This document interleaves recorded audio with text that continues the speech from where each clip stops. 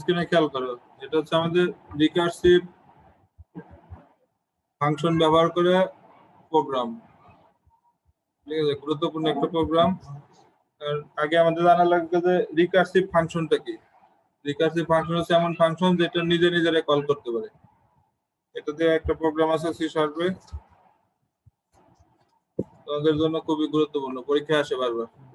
ঠিক আছে, এইখানে আমাদের অ্যাজ ইউজুয়াল যেভাবে আমরা ডিক্লেয়ার করি প্রোগ্রামটা বুঝবো আজকে আমরা। দেখো ইউজিং সিস্টেম শুরুতে, এখন ইউজিং সিস্টেম দিয়ে আমাদের প্রোগ্রাম শুরু করতে হয়, সি শার্প প্রোগ্রাম। এরপরে আমাদের নেম স্পেস, এটা আমরা প্রোগ্রামের যখন লেখা শুরু করছি বা প্রজেক্টটা তৈরি করছি, যে নাম দিছি সেই নামটা আসছে এখানে। ঠিক আছে, আমরা অর্থাৎ প্রোগ্রামটা যে নামে সেট করছি, এই যে এখানে দেখা যাচ্ছে যে রিকার্সিভ ফ্যাক্টোরিয়াল, ওই নামটাই নেম স্পেসের মধ্যে আসবে। এরপরে আমরা ক্লাস তৈরি করছি, ক্লাস প্রোগ্রাম। কিছু কোড আমরা যখন একটা প্রজেক্ট ওপেন করি, বাই ডিফল্ট কিছু কোড চলে আসে, এটা হচ্ছে ক্লাস প্রোগ্রাম আসে। আমরা ইচ্ছা করলে এই নামটা চেঞ্জও করতে পারি, এটা আমাদের ক্লাসের নাম। ক্লাসের কিওয়ার্ডটা হবে ছোট হাতের অক্ষরে, আর ক্লাসের নামটা হবে প্রথম অক্ষরটা হবে বড় হাতের। ঠিক আছে, এরপর আমরা একটা ফ্যাক্টরিয়াল নামে একটা ফাংশন ডিক্লেয়ার করছি। এই লাইনটাতে একটা ফাংশন ডিক্লেয়ার করা হয়েছে, সেটা হলো ফ্যাক্টরিয়াল।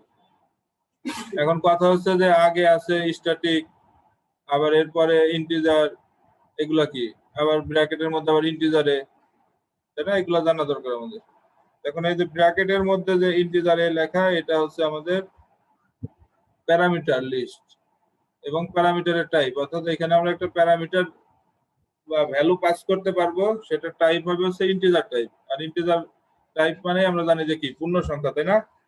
তাহলে আমাদের এখানে ভেরিয়েবলের নাম বা প্যারামিটারের যে ভ্যালুটা নেব, সেটা হচ্ছে এ নাম দিলাম, আর তার টাইপ দিলাম হচ্ছে ইন্টিজার। আবার আমাদের এইখানে রিটার্ন টাইপের মধ্যেও বলে দিলাম যে আমাদের যে ফাংশনটা ব্যবহার করছি ফ্যাক্টরিয়াল নামে, এটা কি ধরনের ভ্যালু রিটার্ন করবে, ইন্টিজার। এই জন্য এই ইন্টিজার দ্বারা হলো কি ধরনের ভ্যালু আমার ফাংশন দ্বারা রিটার্ন করা যাবে, এইটুকু।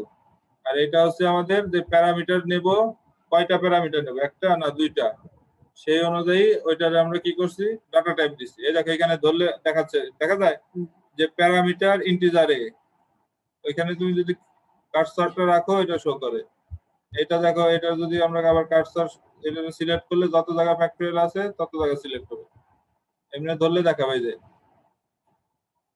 ইন্টিজার প্রোগ্রাম ডট ফ্যাক্টরিয়াল ইন্টিজারে, অর্থাৎ যে আমাদের প্রোগ্রাম ক্লাসের মধ্যে একটা ফ্যাক্টরিয়াল ফাংশন, এটা হলো এই যে ডট দিয়ে আমরা কি করি, অবজেক্ট ডিক্লেয়ার করি, তাই না?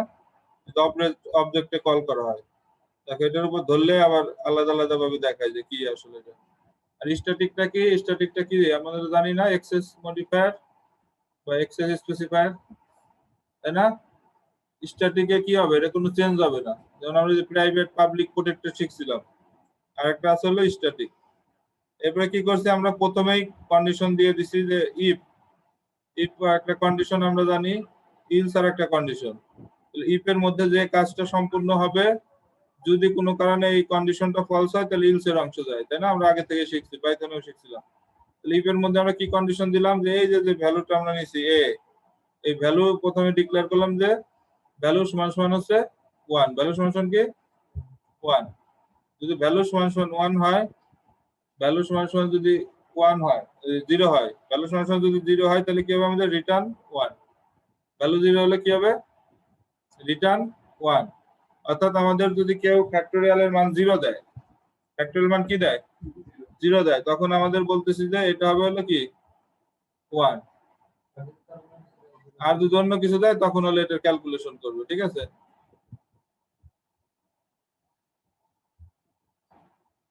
আমরা একটু কিবোর্ডের মধ্যে বুঝি। আমরা এই যে ক্যালকুলেশন করা শিখছিলাম না, দেখো যে এরকম স্ক্রিন দেখা যাচ্ছে, যদি এরকম 0 দিয়ে আমরা ফ্যাক্টরিয়াল চিহ্ন ছিল কি এরকম, তাই না? এটা আমরা সূত্র শিখছিলাম যখন আমরা অঙ্ক করছি, যেরকম যদি থাকে, তাহলে এটা সমান সমান আমরা কি শিখছিলাম, 1। তাহলে আমরা প্রোগ্রামের মধ্যে প্রথমে কি করলাম, এটারে একবার ডিক্লেয়ার করে দিলাম যে যদি এর মান হয় কি 0 হয়, তাহলে এটা কি হবে, রেজাল্ট হবে 1 বলে দিলাম। যদি বাই ডিফল্ট 5 হয় বা আমাদের কি হয়, যে অন্য কিছু হয়, যে 5 যদি ফ্যাক্টরিয়াল হয় এইভাবে দিত, এভাবে চিহ্নটা দিত না। তখন দিকে আবার কথা শুরু করছে।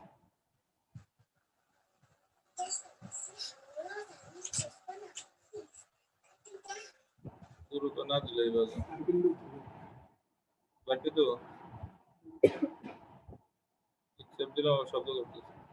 এখন দেখো যদি এইরকম হয় যে যদি আমাদের ফ্যাক্টরিয়াল 5 দিই, তাহলে আমরা কিভাবে কাজ করতাম, যে 5 তারপরে গুণ দিতাম হচ্ছে এক এক করে কমাইতাম, তাই না? তারপর হচ্ছে 4 এর সাথে গুণ, তারপরে 3 এইভাবে গুণ দিয়ে দিয়ে আমরা কি করতাম, একবার 0 পর্যন্ত যাইতাম, তাই না? মনে আছে 0 আগ পর্যন্ত, তাই না? যে 0 plus 0 minus 0 4 5 into 4 into 3 into 2 এইভাবে এক এক করে কমাইতাম না?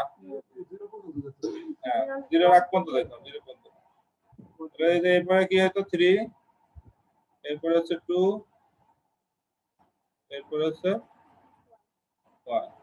এখন এই পুরাটা যদি আমরা গুণ করতাম তাহলে কি হতো, এইটুকু হলো প্রথমটা, 4 আর 5 গুণ করলে 20, আর পরেরটুকু হচ্ছে 6। তাহলে এটা যদি গুণ করতাম পাইতাম কত, 12 আর 120। এই যে ক্যালকুলেশন, এটা আমরা কিসের মাধ্যমে করছি, প্রোগ্রামের মাধ্যমে করতেছি, তাই না? আর এটা প্রোগ্রামের মাধ্যমে করার জন্য আমরা কি কাজ করছি, যে এখানে প্রথমটা বলছি যে যদি 0 হয় এটা আমরা নির্দিষ্ট করে দিয়েছি, 0 হইলে রেজাল্ট হবে 1। ইলসে কি করছি, যদি 0 না হয়, যদি কেউ 5 দিল, 10 দিল, 100 দিল, তখন কি হবে?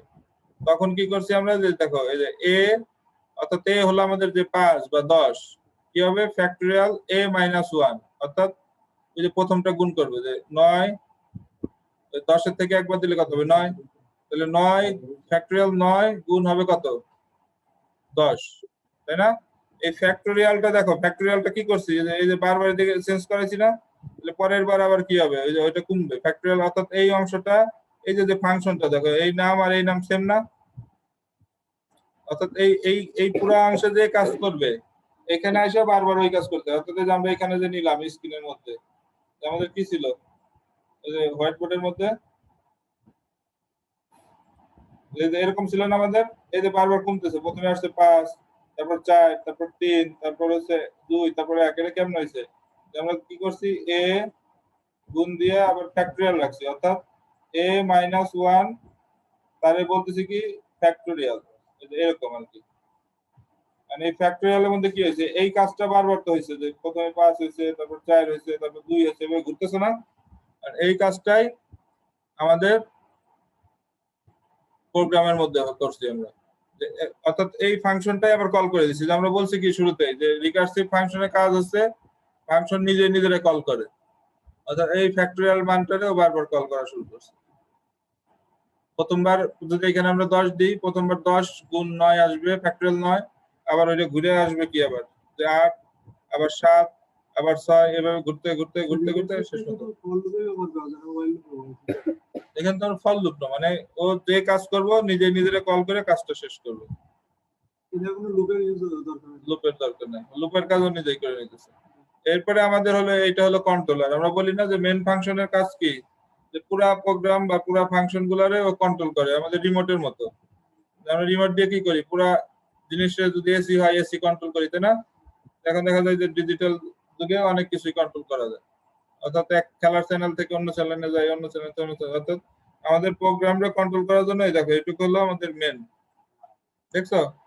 এই দেখো নেম স্পেসের মধ্যে সবাই, ক্লাসের মধ্যে তারপর বাকি কোড, এরপর মেন ফাংশনের মধ্যে ইলস এর মধ্যে তো এটুকু ছিলই, ইফ এর মধ্যে এটুকু ছিল, ভাগ ভাগ করা আছে কিন্তু দেখো এই সুবিধা সি শার্পে, কোন অংশ কার আন্ডারে বা কতটুকু কার, এইটুকু হচ্ছে আমাদের মূল কন্ট্রোলার। আমরা প্রথমে কি করলাম, static void main string argument main ফাংশনটা ডিক্লেয়ার করলাম, এরপর আমরা আবার একটা ভেরিয়েবল দিছি। এখন এইখানে খেয়াল করতে হবে, দেখো এইখানে যেহেতু আমাদের প্যারামিটার ছিল ইন্টিজার টাইপ, তাহলে এইখানে যখন আমরা ভেরিয়েবল নেব তখন কি করতে হবে, ইন্টিজার টাইপ নিতে হবে না, ইন্টিজার টাইপ খেয়াল করো ইন্টিজার টাইপ ভেরিয়েবল আমরা নিছি, দেখো এখানে।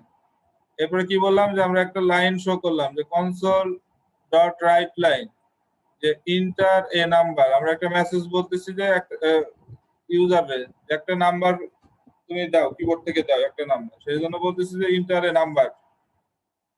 আর সেই নাম্বারটা কি ধরনের হবে আমরা উপরে বলে দিছি যে সেই নাম্বারটা অবশ্যই ইন্টিজার টাইপ হওয়া লাগবে। ঠিক আছে, যে অবজেক্ট ওরিয়েন্টেড প্রোগ্রামিং এর যে আমরা যে এইগুলো ব্যবহার করি প্রোগ্রাম করার জন্য, কোড করার জন্য যে আমরা সফটওয়্যার গুলো ব্যবহার করি, ওরা সব অবজেক্ট ওরিয়েন্টেড প্রোগ্রামিং এর ক্ষেত্রে কি নেয়, স্ট্রিংস নেয়। অর্থাৎ আমরা যদি এখানে দেখো যদি কনভার্ট না করি, যে পরের লাইনে যে একটা সংখ্যা কেউ দিল 10ই দিছে, ইন্টিজার টাইপ নেওয়ার কথা 10 দিছে, কিন্তু যদি কনভার্ট টু ইন্টিজার না করে ভাবে কি এটা একটা স্ট্রিং দিছে, অর্থাৎ একটা নাম দিছে। ঠিক আছে, সহজ ভাষায় বলতে গেলে ও 10 রে ভাববে কি যে শুধু 10 না ভাবে, ও ভাববে কি 10 রে ও এইভাবে দিছে। 10 রে কেমন দিছে, ও ভাবে যে 10টা আসলে স্ট্রিং। ঠিক আছে,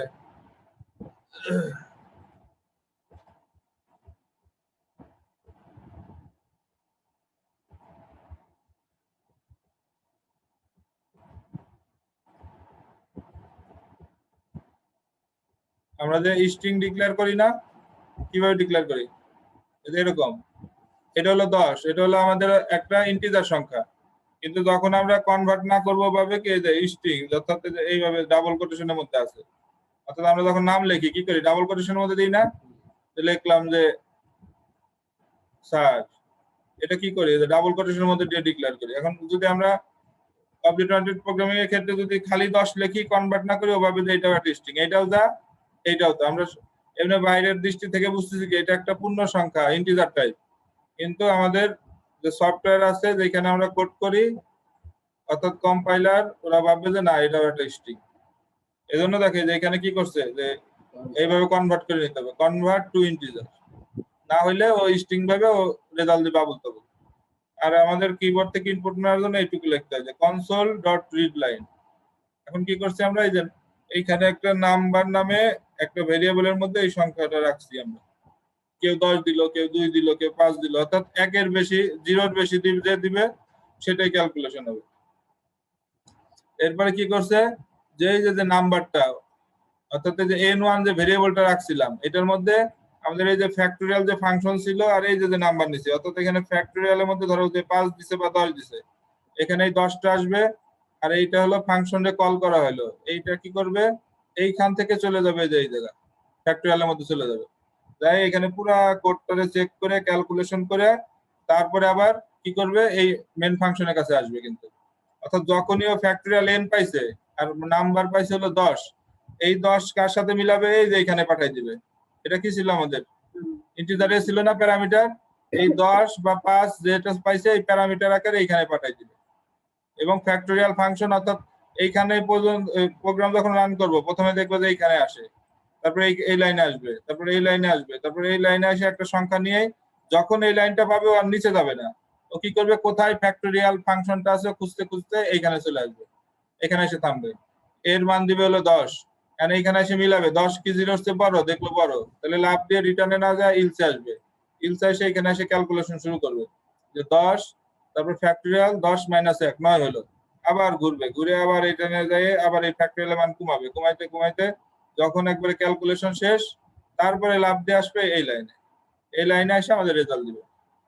এরপরে আমরা প্রোগ্রাম শেষ করার জন্য লিখি যে কনসোল ডট রিড কি, রিড কির কাজ কি, আমরা যদি রিড কি না দিই এখানে কি হবে কে বলতে পারবা, তারপর আমরা দেখতেই পারবো না, তাই না, রিড কি বাদ দিয়ে দিছি, আমাদের স্ক্রিনে রেজাল্ট আসবে কিন্তু আমাদের আউটপুট দেখতে পাবো না, আর সেই দৌড় দিবে আসছে, আমরা দিলাম 5, ক্যালকুলেশন হইলো 120। ঠিক আছে,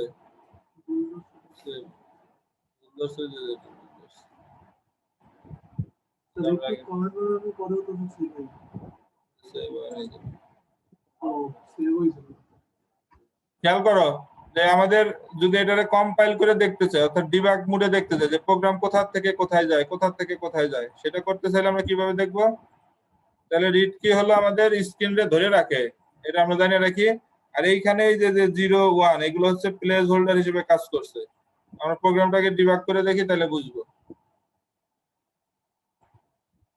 ঠিক আছে, স্টার্ট ডিবাগিং, প্রোগ্রাম কোথা থেকে শুরু হয়।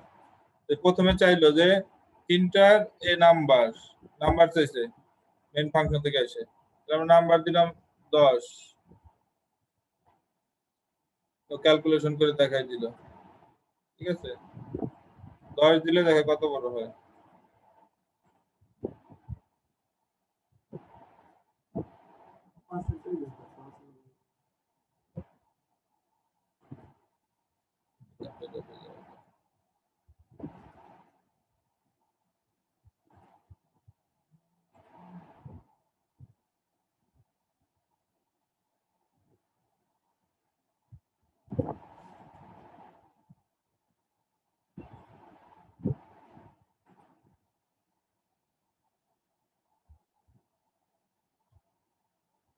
খেয়াল কর কাজে যাচ্ছে কেন।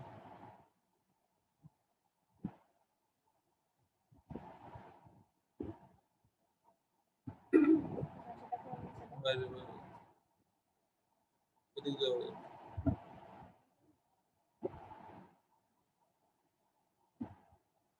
আচ্ছা, এখানে ডিবাগিংটা একবারে রেজাল্ট আসতেছে। তাহলে আমরা এটুকু জানি যে মূল কাজ কিভাবে হয়, যে এইখান থেকে যখন আমরা ডিবাগ করব, যে কম্পাইলার কি করবে, এই লাইনে আসবে। খেয়াল করো, ডিবাগ আমি ম্যানুয়ালি বলে দিয়েছি যে প্রথমে কন্ট্রোলার আসবে এইখানে, আসেও মেন ফাংশন থেকে মেন ফাংশন আন্ডারে যা ভেরিয়েবল আছে চেক করলো, এরপরে এই লাইন দেখাবে। এরপরে কি করবে, এখান থেকে ওই ডাটাটারে ইনপুট নিল, নেওয়ার পরে এখানে এসে আমাদের ওই ফাংশনটারে কল করবে। যখনই ফ্যাক্টরিয়াল নামে কোনো ফাংশন পাইছে, ও নিচে না যায় কোথায় আছে ফাংশন, এই যে এখানে চলে আসবে। আসার পরে ওই এইখানে যে এর ভ্যালু 10 বানাইলো বা 5 বানাইলো, যে যেটাতে 0 বানাইলো, যদি 0 হয় তাহলে এখানে এসে দেখবে যে a আর 0 সমান, তাহলে ও কি করবে, রিটার্ন দিয়ে দিবে 1। আর যদি অন্য কিছু হয় তাহলে এখানে এসে ক্যালকুলেশন করে আবার এখানে আসবে। দেখো আমরা যদি 0 দিয়ে একটা রেজাল্ট দেখতে চাই, তাহলে কি আসে, 0 দিলাম, 0 দিলেও বলে দিলে এটা হলো 1, কোনো ক্যালকুলেশন ছাড়া, যেহেতু আমরা একবার নির্দিষ্ট করে দিয়ে আসছিলাম। ঠিক আছে, এটা হয়েছে কি, যে কিছু হিস্টোরিতে সেভ থেকে যায় ডাটাগুলো, এই জন্য অনেক ক্ষেত্রে দেখা যায় যে যেরকম রেজাল্ট দেখানোর কথা একটু 19-20 আসে বা আগেরটাই দেখাই পারবে, পুরা রিবিল্ড করা লাগবে ধরো। এখন দেখো কি হয়।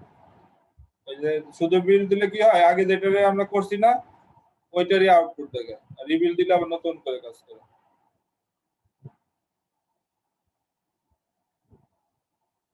আগের ডাটাগুলো বাদ দিয়ে কাজ করে।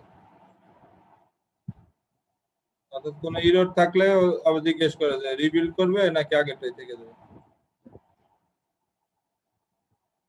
ও লাইন বাই লাইন দেখাচ্ছে না, ঝামেলা আছে হয়তো।